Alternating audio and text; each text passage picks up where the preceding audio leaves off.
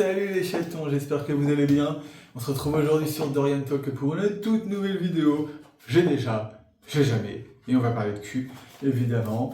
Normalement, si tout se passe bien, au moment où vous regardez cette vidéo, j'ai déjà déménagé, ou en tout cas le déménagement est bien avancé, mais on est encore dans l'ancien appartement. Voilà, ça ressemble plus à rien, mais ça c'est un autre débat.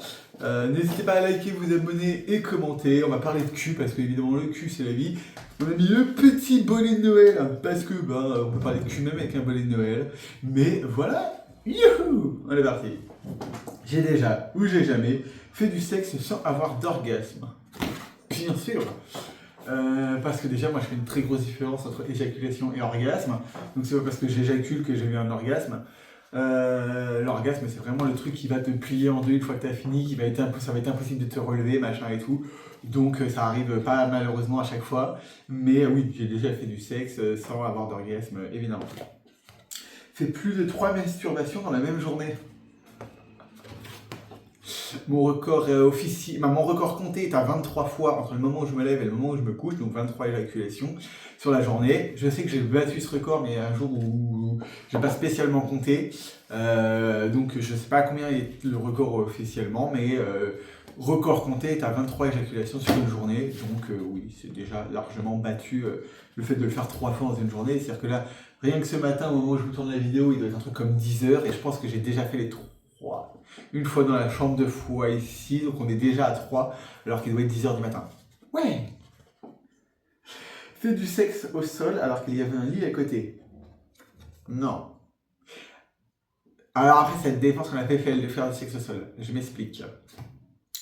Déjà parce que je ken quasiment jamais dans mon lit, hormis quand je veux faire gorge profonde, la tête à l'envers. Là oui, mais sinon, fellation classique, je suis assis, mon partenaire est debout. Quand je suis passif, je suis debout et mon partenaire est derrière. Par contre, non, quand je suis actif, mon partenaire, je préfère l'allonger sur le dos. Donc du coup, là effectivement, on utilise plutôt un lit. Mais sinon, pas systématiquement. Par contre, par terre à même le sol, non. Il y a un moment, il y a un lit à côté. Si tu le fais par terre à même le sol, c'est que tu es allongé. Non, on va sur le lit, frère. Il y a un moment, faut pas être maso, quoi. Enfin, je veux bien que ça soit brutal et bestial, mais s'il y a un lit, baisse dans le lit quand même. Ça commence bien cette vidéo. Coucher avec un ex.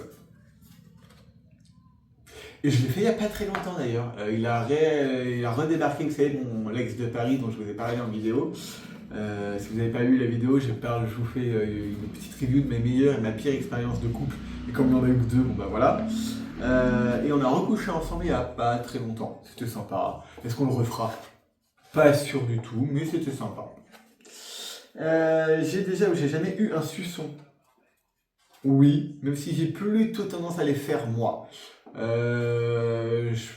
J'ai quand même tendance à laisser des marques sur mes partenaires. Je me souviens d'un en particulier qui, les quelques fois où j'ai été passif avec lui, ressortait avec des griffures sur le dos. C'est-à-dire que sur le moment, on se rend pas compte, et puis une fois qu'on a fini, il avait des griffures partout sur le dos. Voilà. Pas conseillé quand tu te changes de boulot, quoi, après. Pas ouf, quoi. J'ai déjà ou j'ai jamais été attaché pendant l'acte. Je crois pas. Tout simplement parce que j'aime me masturber pendant que je ken. Donc non. J'ai déjà attaché des partenaires à moi par contre pendant que je les ken. Oui. Mais moi perso, être attaché, non, j'aime me servir de mes mains, que je sois actif ou passif, j'aime me servir de mes mains. Vous remarquerez qu'il y a eu du changement, parce qu'avant je parlais du fait que j'étais ni spécialement l'un ni spécialement l'autre et que je pratiquais pas beaucoup. Je pratique pas beaucoup plus, mais aujourd'hui je me définis comme étant vers ça. Au moins c'est clair. Voilà. On m'a pas posé la question, mais je vous le dis quoi. Mais si tu regardes la vidéo, bonne journée à toi. Et n'hésitez pas, vous aussi, comme la grand-mère, à mettre un petit pouce bleu sous cette vidéo, c'est très important. J'ai jamais été dans un sauna backroom. Il y a eu une période où c'était trop, où je baisais beaucoup et c'était obsessionnel. Et effectivement, je fréquentais sauna, backroom et tout, parce que c'était pratique et que c'était un accès au sexe direct. Sans avoir besoin de discuter, de machin et tout. Et c'était même plus direct que Grindr, parce que là, on va se retrouver tous dans un lieu pour faire la même chose, on était déjà à poil. Donc forcément, l'accès au sexe était quand même plus direct. ça fait plus de mal que bien psychologiquement, en tout cas dans mon cas à moi. Donc une fois que ça a eu à aller mieux, merci la psychothérapie, je ne l'ai plus fait parce que c'est chiant, tu ne vois pas spécialement tes partenaires, machin et tout. Mais oui, je l'ai déjà fait. Après, là où je vais continuer, entre guillemets, à le faire de temps en temps, c'est que j'ai un pote à moi de Paris avec les chiennes. Quand il descend me voir, lui, son kiff, c'est de me voir avec d'autres mecs. Donc du coup, on va en backroom, mais l'initiative derrière n'est plus la même et j'y vais parce que ça fait plaisir à mon partenaire de me voir ken avec d'autres gars. Voilà. J'ai jamais ou j'ai déjà couché avec un couple. Oui. Ça peut être sympa si vraiment vous tombez sur le bon couple, que idéalement ils sont tous les deux vers ça, ou que si vous êtes totalement passif, qu'ils soient tous les deux actifs, ou le contraire, hein, si vous êtes actif et qu'ils sont tous les deux passifs, c'est ok. Sinon, il y a quand même le risque il y en a un qui vous plaît plus que l'autre, du coup c'est pas forcément cool. Faut faire attention à ce que ça soit pas 2 plus 1, mais réellement 3, ce qui n'est pas forcément évident. C'est ce qui n'est pas forcément évident, j'ai perdu mes questions. Dans un plan à 3, c'est pas forcément évident de bien être 3 et pas forcément 2 plus 1. Voilà. Porter des sous-vêtements de femme. Je crois pas. Non, je crois pas. Déjà parce qu'en tant qu'adulte, aujourd'hui, je porte pas de sous-vêtements, mais même pendant mon adolescence, c'était à ça que je réfléchissais. Mais non. Je suis déjà reparti avec des sous-vêtements qui n'étaient pas les miens. Mais jamais des sous-vêtements de femmes parce que en fait je fréquente assez peu de femmes ou en tout cas le peu de femmes que je fréquente n'enlèvent jamais leurs sous-vêtements en moi, même si c'est arrivé. J'ai quand même ploté un nombre incalculable de nichons quand j'avais 17-18 piges, mais non, quand même pas. Lécher ou je fais lécher mes pieds? Bien sûr, ah ouais, un gars fétichiste, c'est quand même la vie. Le gars, t'es là, même quand tu vous juste vous matez la télé, le mec s'occupe de tes pieds et tout, c'est la vie. Le gars, tu passes ta journée à te faire masser les guêpes, à te faire caresser les pieds. Bien sûr, sortez avec des fétichistes, les gars. Oui, grand oui. J'ai déjà aussi léché des panards aussi. Moins fan, mais si le gars me plaît bien, l'idée est excitante. Mais il faut vraiment que le mec me plaise physiquement et mentalement. Je le ferai pas avec juste un plan comme ça que je connais pas vraiment. Mais oui, mais par contre me faire lécher et masser les guêpes, bien sûr, vraiment très gros kiff. Donc oui. Coucher avec un mec de 20 ans plus âgé que moi. Oui, le premier mec avec qui j'ai été en couple, ça a duré une petite année, on va dire 7-8 mois, et on avait 30 ans d'écart en gros. Si ce n'est pas un peu plus. On avait au moins 30 ans d'écart, parce qu'en gros j'en avais 20 et il en avait 50. Donc oui. Et puis hormis, alors dans le sens inverse, ça va jamais venir.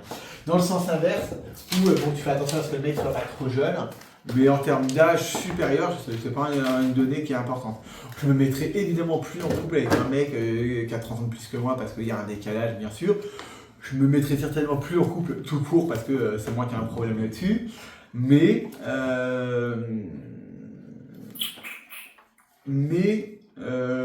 juste pour du si vous avez les mêmes envies, que ça se passe bien, aucun problème à coucher avec un mec bien plus âgé, sans problème quoi.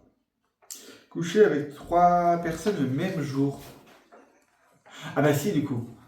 À l'époque où je fréquentais Backroom et Sona. En plan classique non, 2 oui, 3 non. Déjà parce qu'en termes de temps c'est compliqué. Mais par contre oui, à l'époque où je fréquentais les Sona et les Backrooms, le chiffre était bien plus élevé.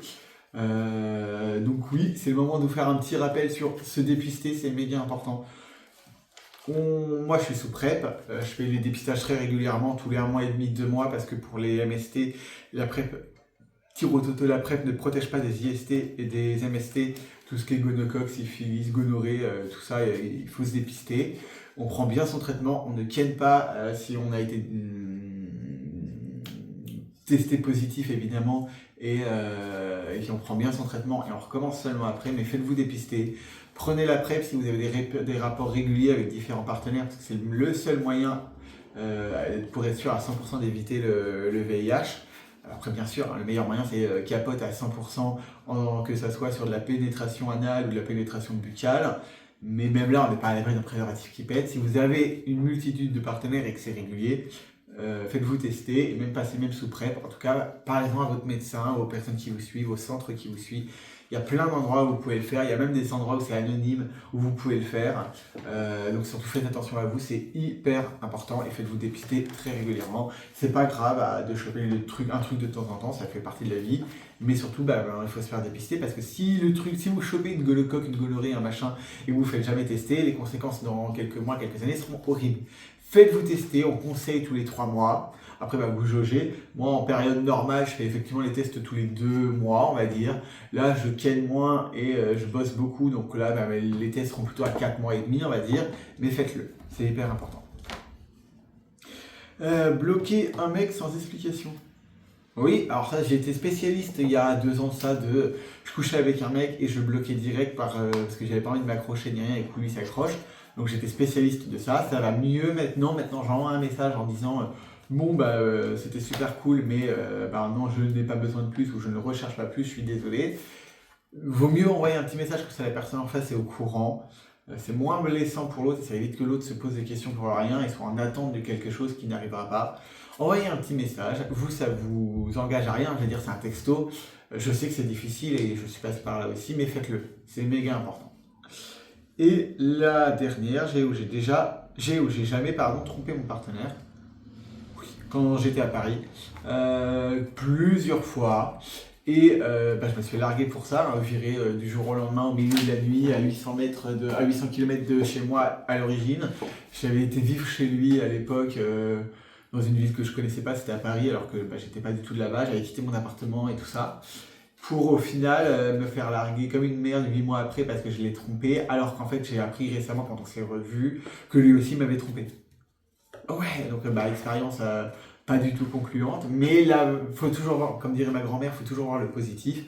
Ça m'a permis de redescendre, donc j'avais fait Toulouse, Paris, Toulouse en gros, et ça m'a permis de redescendre à Toulouse dans un meilleur appartement, dans un super quartier, et quelques mois après être rentré à Toulouse, j'ai chopé un énorme job dans une boîte incroyable, qui m'a permis pendant 1 an d'avoir un boulot incroyable et de mettre de l'argent de côté, et de redéménager pour m'installer dans ma ville actuelle, où j'ai fini dans cette ville actuelle par être propriétaire une première fois, et bientôt une deuxième fois parce qu'au moment où vous voyez cette vidéo, normalement je viens de changer l'appartement.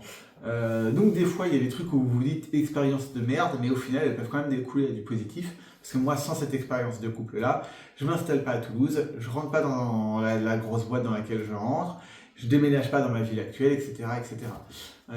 Donc du coup, il y a du positif dans tout, c'est une très belle façon de conclure cette vidéo je trouve. Si là aujourd'hui vous n'avez pas spécialement le moral, machin et tout, j'espère que mes vidéos un peu idiotes vous aident à récupérer du peps et du moral. C'est jamais évident les périodes de Noël, donc force à vous et courage à vous. Je fais rien cette année pour Noël, je vais juste profiter de mon nouvel appartement et ça sera très bien. Je vais pas mal bosser, mais je m'en fous parce que mon boulot salarié principal, je l'adore, donc ça c'est cool. Mais faites attention à vous et allez chercher des trucs qui vous font kiffer, c'est le principal. Sur ce, moi je vous fais des bisous. Je vous dis à très vite pour une nouvelle vidéo. Je vous invite à aller voir d'autres vidéos de la chaîne. Alors, il y a toujours ce besoin de 4000 heures de visionnage pour espérer être un jour rémunéré par YouTube. Donc n'hésitez pas à mettre des pouces bleus, des commentaires et à aller voir d'autres vidéos. Je vous fais des bisous et je vous dis à très vite. Ciao. All I want for Christmas is you. Oui, je suis mal rasé. Hey. Voilà. Je suis riche du temps de tout ce que j'ai perdu.